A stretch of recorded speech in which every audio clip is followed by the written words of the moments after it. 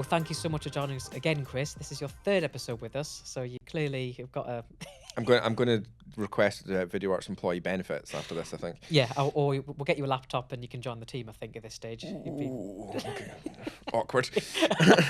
you got better offers, I think. But thank you for coming back again. I know the other two pleasure. episodes we looked at kind of cross-cultural communication, and learnt on your experience in the various roles you've had. But today we're going to cover building trust in the hybrid workplace. And obviously you've had several global roles. Yep. A lot of time where we met was in Lidl, and now you're with Norcella and then Evaluate as well. So I was keen to talk about, and for people watching this, sharing your experience on how you build trust personally in a hybrid workplace, especially after, well, the new normal, or don't need to drop that. People were sick of hearing The that. pandemic's happened, Yes, everyone. we're kind of on the other side, touch wood.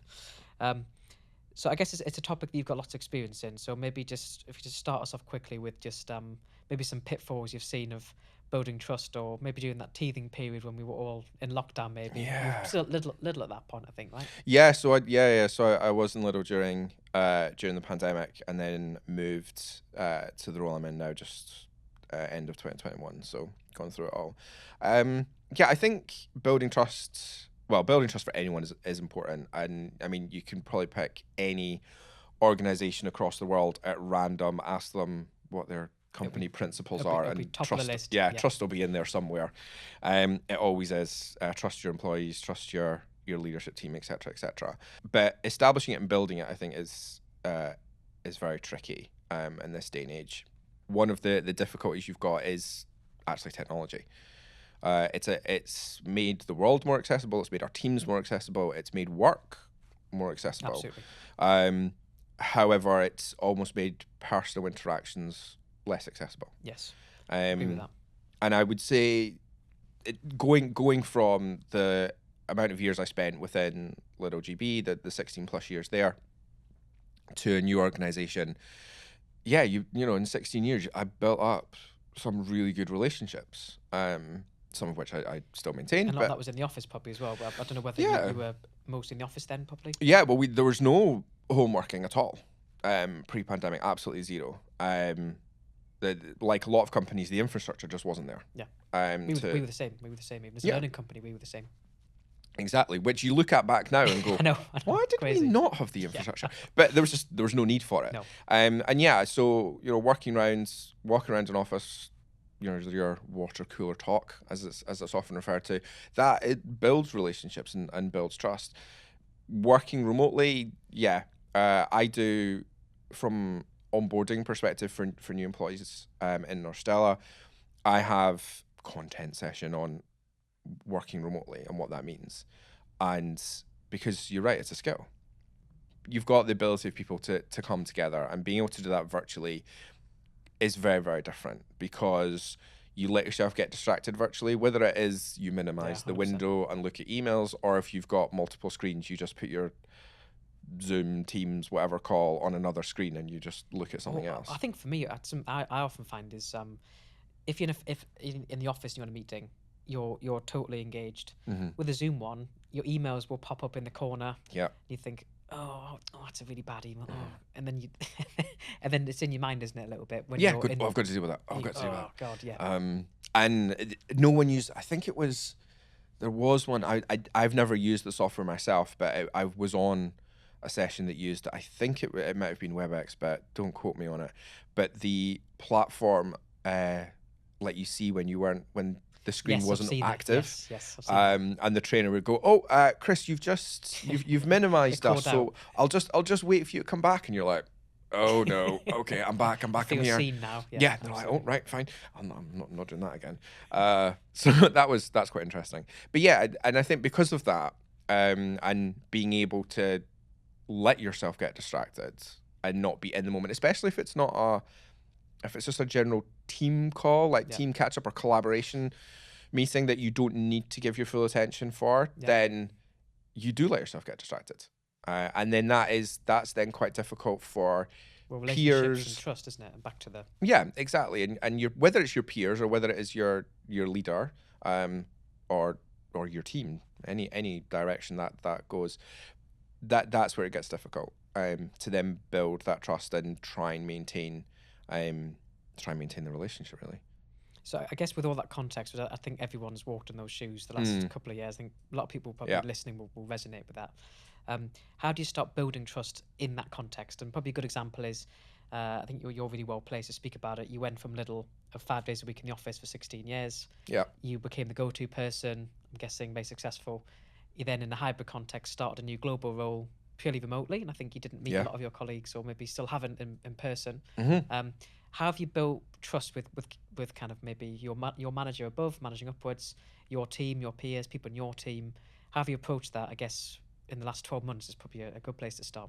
Yeah, it was a very big learning curve for me, and not to put the L&D hat on, but when we look at the Kubler-Ross change curve, I was down at the bottom for that frustration bit for quite a while. Going, this is stressing me out. For me, I went into trainer mode, and just started talking to everybody, as you do when you deliver a workshop. You've got to engage everybody. So I just went into trainer mode for the first 2 months of me working, was reaching out to people, was sending, my team's quite small. The team I joined and the team I have are quite small. So it meant that, you could send someone a random message in the team.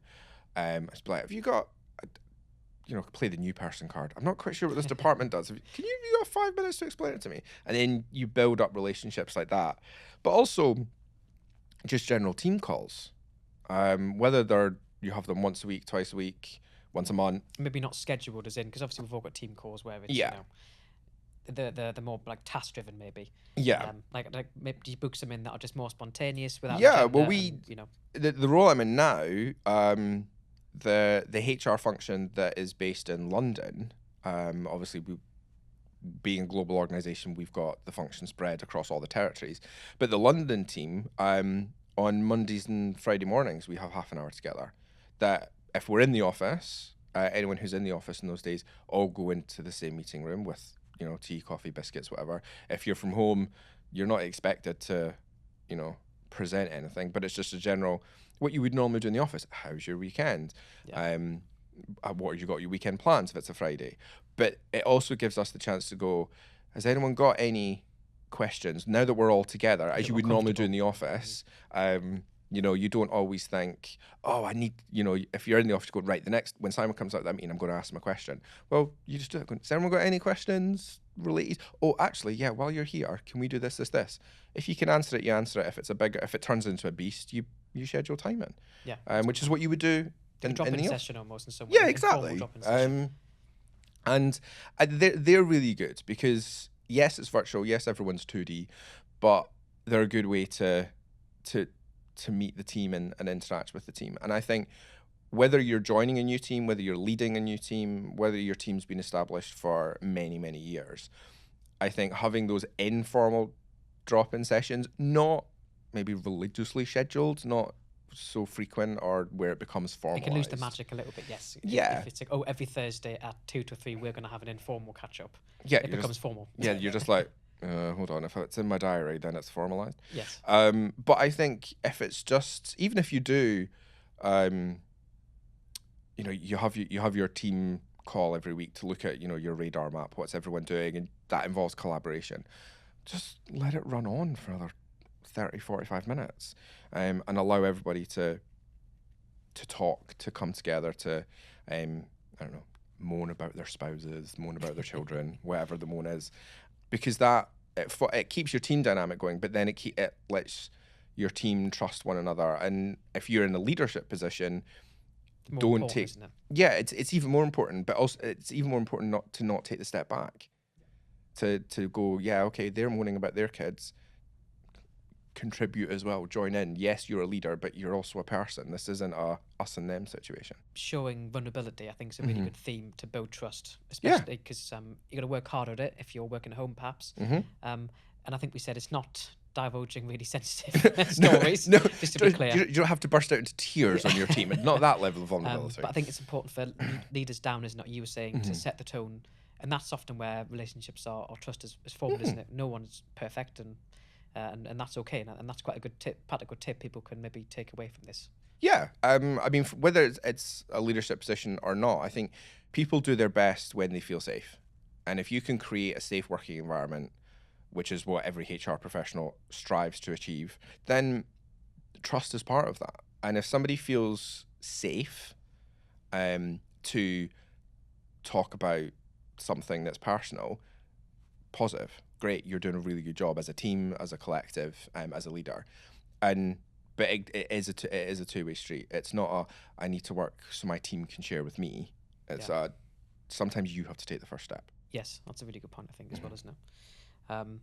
And I think we also discussed here a lot of this in building trust. Out of sight, out of mind is another thing that is always got to be the forefront of your plan as well, hasn't it, I think? Yeah, definitely. And that goes down to not even just remote workers. That goes down to territories. As I mentioned in the previous podcast, I'm responsible for people development on a global level, and I've got offices in APAC, Asia Pacific, Europe, and the Americas. And that is creating an environment of learning, which requires obviously trust. We trust people to learn in the right way. It's very different how I approach that or how I communicate that to European employees is very different to how we communicate that to APAC employees. And it is out of sight, out of mind. I've never met anybody in our Tokyo office. Met them virtually, but not in 3D. But no, I mean, to be fair, the borders haven't even been open 12 months. But taking that to one side, I've never met them personally. But being able to work with the senior leadership team that's responsible for APAC and them say, we'll involve Chris in this, then I'm able to build up relationships with people, and they then trust me enough to then come to me with their development questions. Chris, I'm really struggling on this point. Can you help me? Of course, Ken. That's why I'm here. Yeah, and I think another one I've lots of customers I've spoken to in terms of managing performance versus trust in a hybrid context can be tricky. So probably a good example, if you're literally been there a long time, you know your team really well. If you need to give some feedback or there's any performance issues, it's a bit easier maybe because if you're in person, you can maybe read their body language a bit better. You can get a feel for the conversation a bit more. You know their preferences. You've got that trust. How does that come into play where you need to be probably more empathetic in a remote context, but there's still business goals going on and you need to have maybe some tricky conversations or whatever? How does that kind of complicate some of this stuff where as a leader, on one hand, you've got to be empathetic, but the other one, you've got a job to do. And you've not always got that extra information of that body language and that relationship to help you with that process, if that makes sense. Yeah, no, and it's a real challenge. Speaking to somebody 2D is so much. You could have the best webcam in the world, HD, you can see the pores in your skin, but it's still not going to help you have difficult conversations. I think it goes down to, for me, it goes down to communication. You could use all the tools in the world, right? Whether Insight, Spellbin, whatever, you could use them. Yes, it helps you understand somebody a little bit better, but it's not the key. It's not the be all and end all. Yeah. So I go down to it's open lines of communication. Sometimes it's just a case of asking the person if it's a difficult conversation, and again, that helps build trust. If by asking the questions, yeah, I mean, you know full well. Think of when you're being out with friends in a social situation. If somebody all of a sudden turns to you and starts giving you one-word answers and is becoming curt, you pick up on that. Yeah, you're like, oh, that's a difficult. I've hit a nerve. I've said something wrong. Yeah, like, right, fine. I'll get the shots in 2 seconds.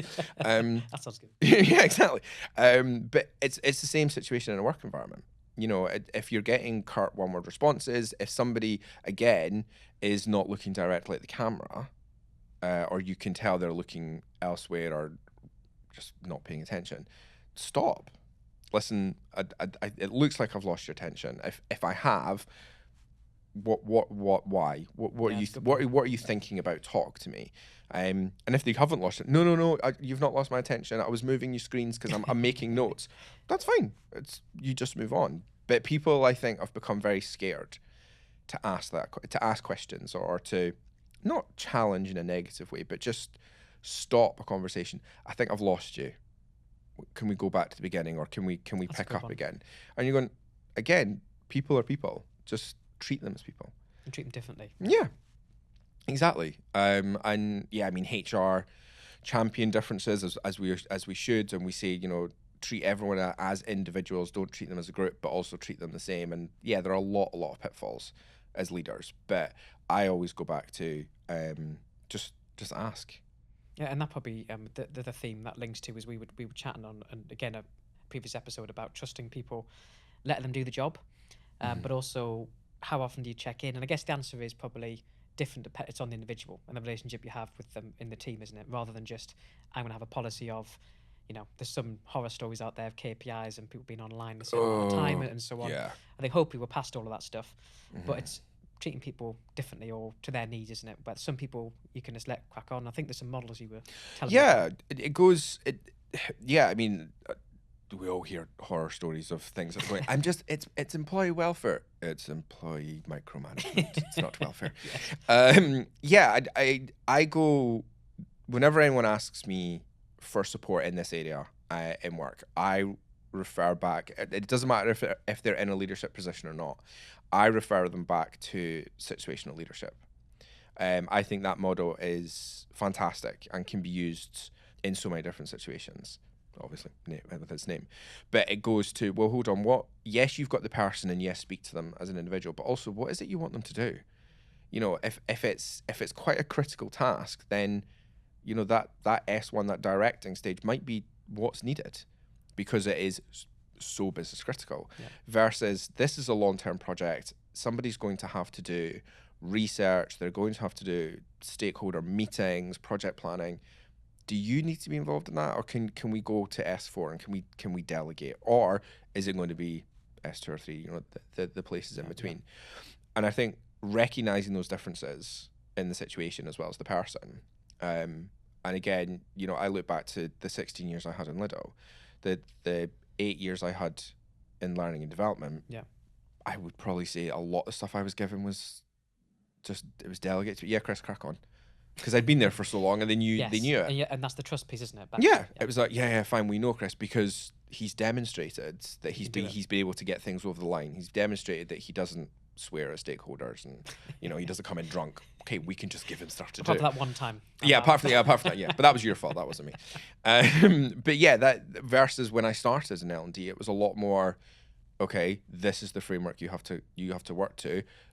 But but you're new to L&D, so we're going to have to do a bit more handholding. But sometimes you got to earn the trust as well. I think a lot of the stuff, the content is geared towards the employee, and that's right. That should be the case. But there is the other side of it. You do earn trust as well. There's a two-way street in some ways. It is a two-way street, yes. But my counterpoint to that, argumentative, my counterpoint to that would be trust is earned, agreed. Yeah. However, we never assume bad intent. No, that's a good Nobody point. comes into work to do a bad job. No, that's a really good point. We all have bad days, both in the work context, i.e. in office, and we're allowed bad days when we're working from home or we're working remotely. Nobody comes in to do a bad day's work. No. So and this may be naivety, this may be lack of experience, but for me, my default position is I trust people. Yeah. No, that's always a good place to be, isn't it, I think? But again, linking back to situational leadership, my default position is I trust people, but that doesn't mean I would necessarily trust them with everything. Yeah, and that's where the model comes in handy. Certain things that, and it's dude, I trust you to do a good job, and I trust you to not mess over the department. But at the same time, do I immediately trust you to write an entire leadership program for 1,500 leaders on a global scale? Not without supervision. And that's the asterisk, the caveat, isn't it? I think. Yeah. And I think that probably goes a long way to building trust within your team and your organization. It's no one's coming here to sabotage you. No one's coming here to set the building on fire. So you're not starting at zero with everybody. You're starting further down the road. So build on that. Yeah, perfect. You can ruin it and go back to the beginning, 100%. But you don't always have to start there. Perfect. And I guess just wrapping up, we always end with live and learn. You've done this twice already. I was going to say, another one, Simon. Jeez, third time. So I guess in terms of the spirit of building trust, in terms of your live and learn, if you were to go back in time, or what's one lesson or mistake or funny story, any of those things, all of the above, All of the above. that you've took from building trust, maybe in whether it's your current role or back in the little days either, maybe. I think the big lesson that I learned, somebody new in my team, they were project managing a learning initiative. It was an overhaul of a learning program, so it was a big deal. And they were experienced. They were older than me, but that doesn't really matter. But I assumed a certain level of knowledge within them, so I just trusted them Like the to default. Yeah, exactly. But I did it in a, they're not going to do a bad job, crack on. Yeah. I don't need to be involved. I was there more as a consultant from another side. I love doing that. That's one of my faults, probably. Just like, no, it's fine, crack on. Like, come and ask me for help. Yeah. The problem that I had was I assumed positive intent, perfect. I let them crack on and they didn't have to come back to me with anything. Fine, not a problem. I didn't check their knowledge level.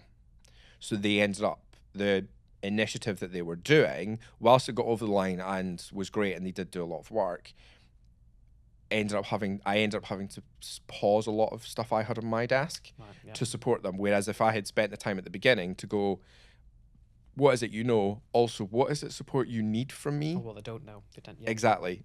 So that was a bit of a learning curve. Yeah, there were some fun, can we get this done in time moments. But yeah, going forward now, it's just listen, I'm going to assume, you want to do a good job, but we'll have a chat first about that's a really good approach, what it is you want. But yeah, that was done that happened during lockdown. So there was also a case of, I can only support this person virtually. I can't even go up to their desk and be like, and also it's do you want to grab a stress, coffee? and it was a tough time for a lot of people. Wasn't it? So exactly. So it was a fun lesson to learn in that one. That was for sure. We'll live and learn. That's the title. Yeah, and I have lived and learned, so that's perfect. Brilliant. Well, on that note, I just want to thank you for coming along again, for the expertise and your insights. I think there's some really good tips people can take away. So a big thank you again for joining us. No, thank you for inviting me. Thank you very much.